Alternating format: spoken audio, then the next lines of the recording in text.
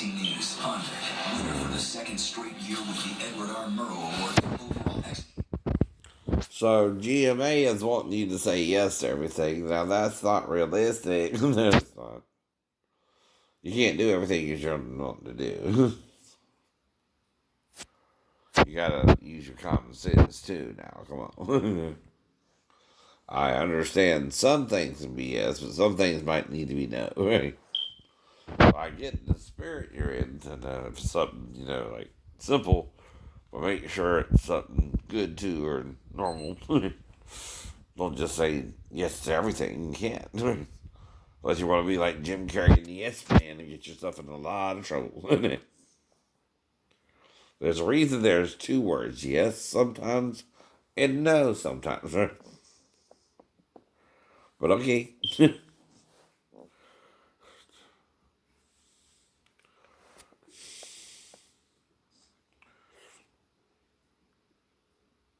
Fallon, tonight on NBC. Tune in, you're back. So that's the Golden Globe Awards coming up this weekend. Out here, once in a lifetime.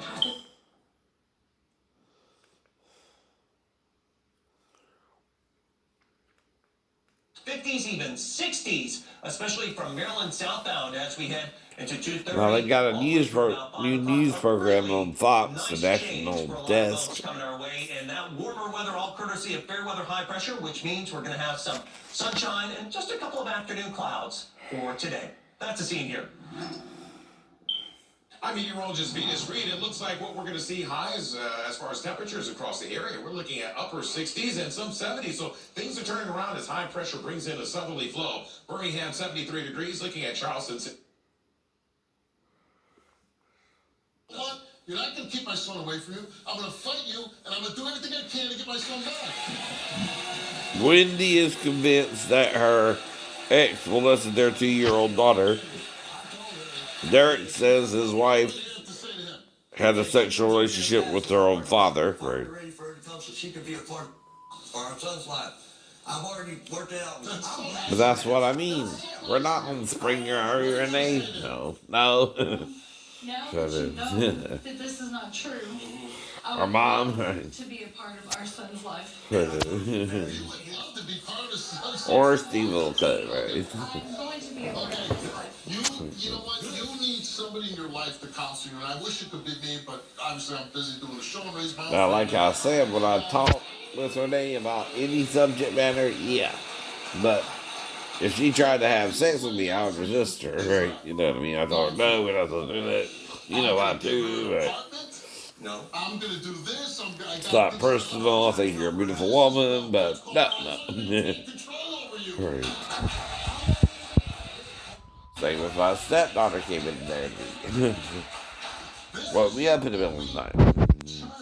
The answer is no, do not do that, little girl. You don't know better. As hard as you can for him.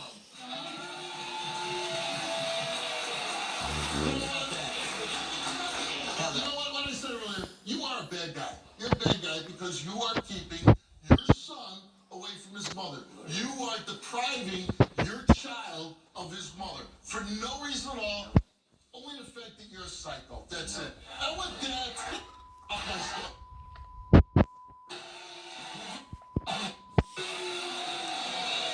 Steve politely escorted him off the stage. Right. What are you worried about him for? I'm not. I'm scared that he's going to try to hit me. Oh, he's not going to hit you. He's done it before, so. Well, see, there, he hit you before. So why aren't you calling the police, having him locked up? As soon as you go back, you should contact the authorities, get an order of protection from him. Yep. Restraining order. Restraining order. Please call the police and say, hey, Now, funny, Mary Bell didn't need a restraining order and never found one. But so, like I said, I was around her, but I had to wait for her to call me. And never pushed it when she did. But like I told you, if you're not having sex with Steve, yet you're his fiance, how do you think that feels for him, right? And he's gonna lie to you if he thought with your birth control pills or not, right? But it still is weird. Call Harry Brown, the lawyer, and Harry Brown, the doctor. I know the law, so the insurance company can't slip away. And Even if you cheat on you, someone cheats on you, the birth control pills ain't supposed to be affected by that, right? Normally either, right? Live with Kelly and Ryan is next on WJCL ABC 22. It's Live with Kelly and Ryan. Grab your flip-flops and come with us for Live's virtual road trip.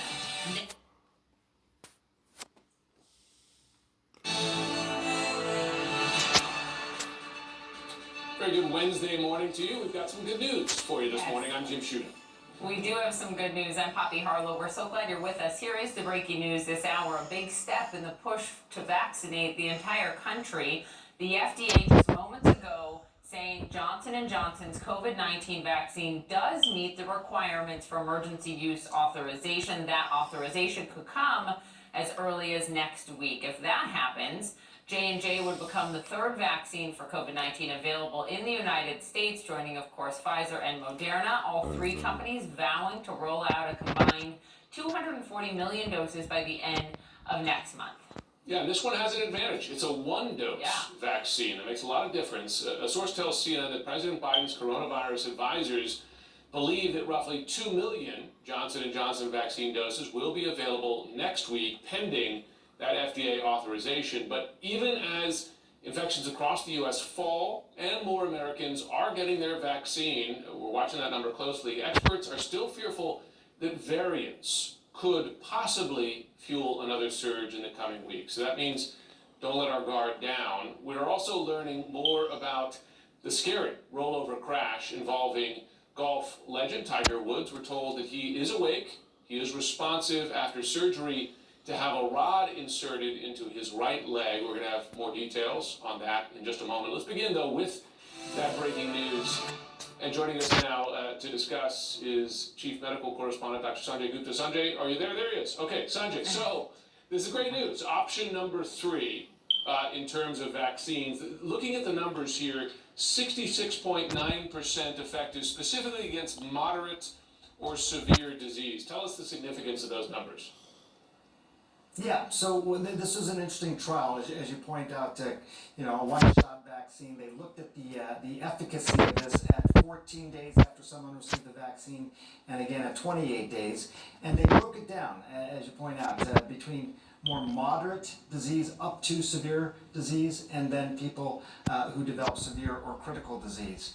And that first number you sort of cite, that's sort of the protection against moderate disease overall. But we can show you some of the numbers here if we have this graphic.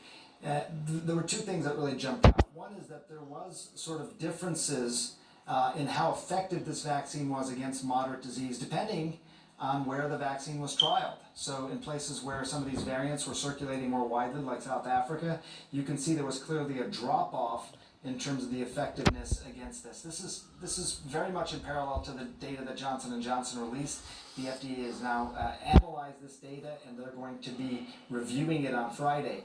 The right column there, I think, is a critically important column. They find that after 28 days, there was a significant protection against severe disease.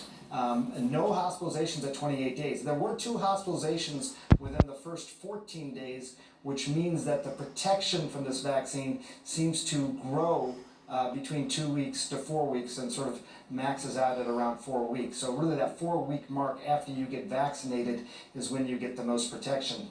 No deaths in the vaccinated group as well. So this vaccine seems to be an effective vaccine. It seems to protect against what people care about the most, getting really sick, needing hospitalization, and or dying. You know, Sanjay, that last point you made is so important.